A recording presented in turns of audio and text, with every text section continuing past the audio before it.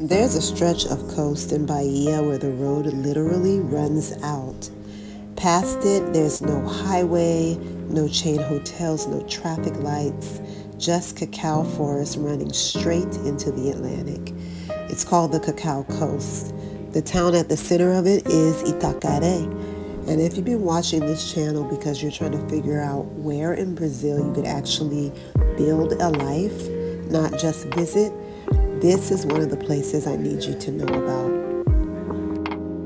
Itacaré sits in southern Bahia, about 5 hours south of Salvador by car, or it's a short flight into Ilhéus followed by a drive through what might be the most beautiful stretch of road in the entire country. For most of the 20th century, this region ran on one crop, cacao. Chocolate money built the old town center, the colonial buildings, the churches, the wealth. You can still see in the architecture if you know what you're looking at. Then in the 90s, a fungus called vassoura de bruxa, witch's broom disease, wiped out most of the cacao economy. The region went from rich to struggling almost overnight. And that collapse is actually the reason Itacaré looks the way it does today. There was no money to develop the coastline, no money for resorts that ate up the rest of Bahia's beaches, so the forest stayed just as it was.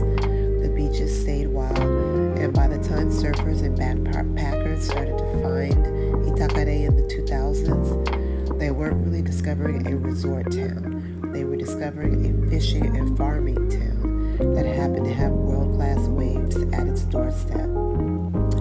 That history matters because it's the reason Itacaré still feels unmanufactured. This isn't Cancun with caipirinhas. It's a working town that tourism grew into, not the other way around. Itacaré is small. We're talking a town of around 25,000 people, and that number swells with tourists in high season, December through February, and shrinks back down the rest of the year. The center is walkable, cobblestone streets, no real traffic to speak of, and a rhythm that runs on ocean tides, more than clock time. If you're coming from the U.S. expecting American infrastructure, recalibrate right now. Internet is good enough for remote work in most of the town center and in the newer condo developments outside it. Starlink has been a game changer here, like it was across rural Brazil, but you will occasionally lose power in a storm, and the nearest real hospital is in Ilhéus, about an hour away. This is not a figure it out as you go type of location, especially if you have serious medical needs. This is actually a location for people who have done their research and are choosing the trade-off with open eyes. And what you get in exchange is some of the best surf breaks in Brazil, 5 minutes from your front door, waterfalls, jungle, and trails that you can hike in the morning, a food scene built on fresh seafood, Afro-Brazilian cuisine, and more. And some of the best chocolate you'll ever actually put your mouth on because this is still cacao country, and a new generation of bean to bar producers has moved in to rebuild what the fungus destroyed. And socially, Itacaré has an expat and a digital nomad presence now, but it isn't a gringo bubble. It hasn't gotten there yet. You'll find Brazilians, you'll find Europeans, you'll find Argentinians, and a growing number of Americans. But the town is small enough that you'll actually know your neighbors within a few months, which is kind of rare.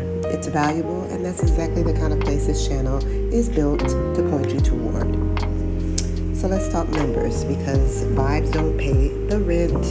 A one bedroom in the town center runs about 1,500 to 2,500 reais a month, depending on the proximity to the beach and whether it's furnished.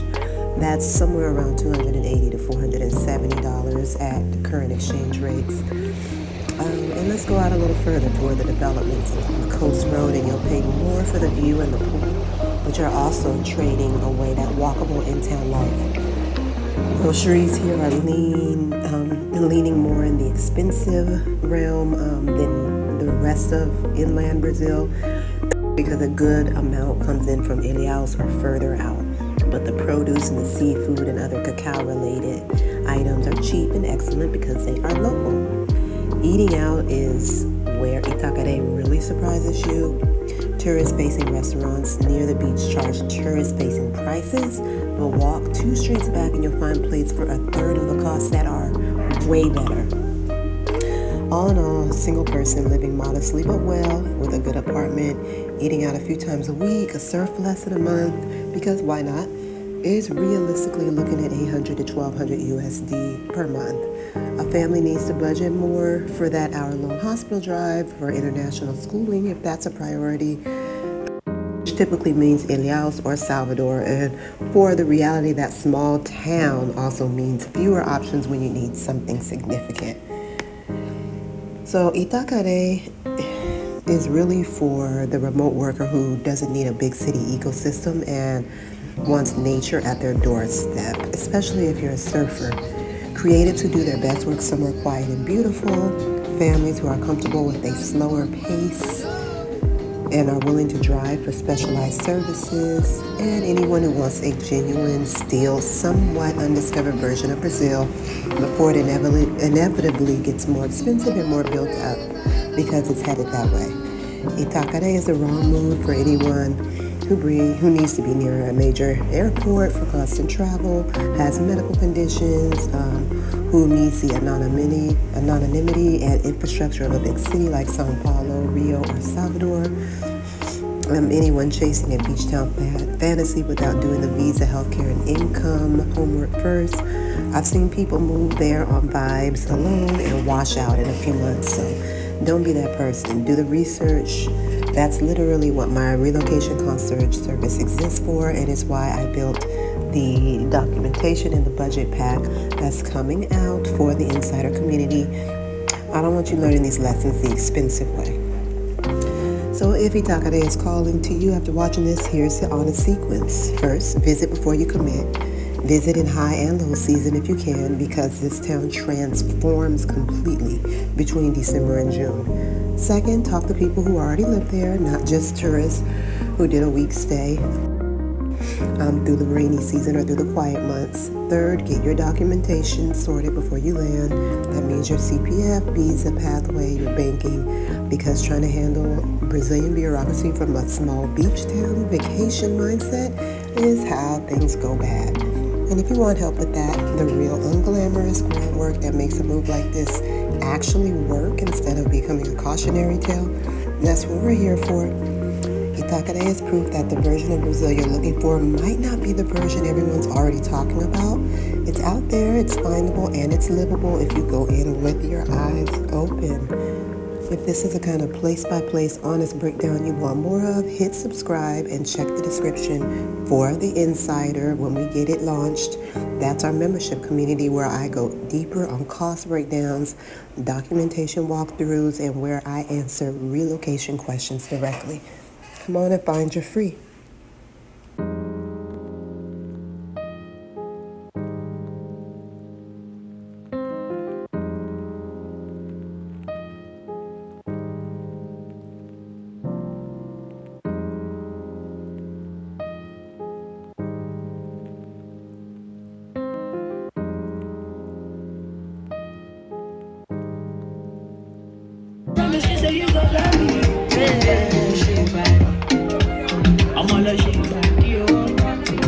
We out here with the Lord Afro-Beach out on the river. Hello. It's a vibe. Me and the sisters was over here dancing a little bit ago.